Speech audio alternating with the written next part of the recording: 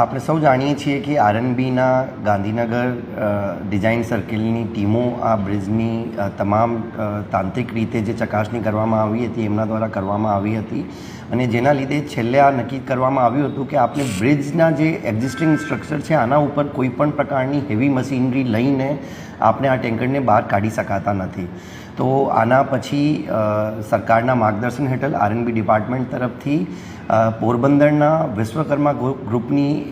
Marine emergency response centre નામની જે આખા ઇન્ડિયામાં એકમાત્ર મરીન સેલ્વેજિંગની કંપની છે અને one of the best in the world also. તો આ કંપનીને અને એ લોકોએ વોલન્ટરીલી આ કંપની ગુજરાતની હોવાથી ગુજરાતને લગતો પ્રશ્ન છે તો એટલા માટે આ કામ કરવાનું નક્કી કર્યું છે અને સરકારશ્રીના માર્ગદર્શન હેઠળ અને અત્યારે કંપનીના તમામ માણસો જે ટીમો છે એ તમામ સર્વે કરી લીધું છે. આગામી 4 થી 5 દિવસમાં અઠવાડિયું પણ લાગી શકે છે પણ ટેન્ટેટિવલી અમને જે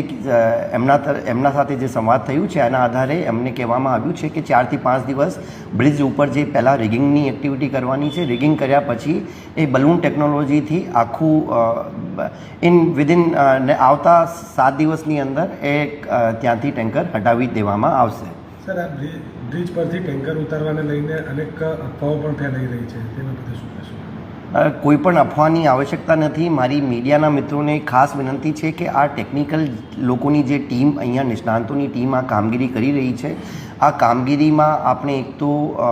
અમે ત્યાં પોલીસ રક્ષણ પણ આપ્યું છે જેથી કોઈ કેમ કે ડ્યુરિંગ ઓપરેશન કોઈ પણ પ્રકારના જે દુર્ઘટનાની કોઈ શક્યતાઓ નહીં રહે અને કોઈ બીજા વ્યક્તિના જીવનને કોઈ દુર્ઘટનાની સંભાવના ના રહે એના માટે મીડિયાના તમામ મિત્રોને રિક્વેસ્ટ છે કે અફવાઓથી દૂર રહેવાનું અને જ્યારે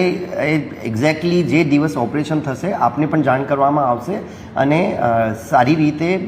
એકદમ સેફટી સાથે, સેફટી ફર્સ્ટ છે અત્યારે, એક જ પ્રાયોરિટી છે. સુરક્ષા is the first topmost priority અને આના આધારે જ આને ધ્યાનમાં રાખીને જ ટ્રક હટાવી દેવામાં આવશે. તમામ મીડિયાના મિત્રોને રિક્વેસ્ટ છે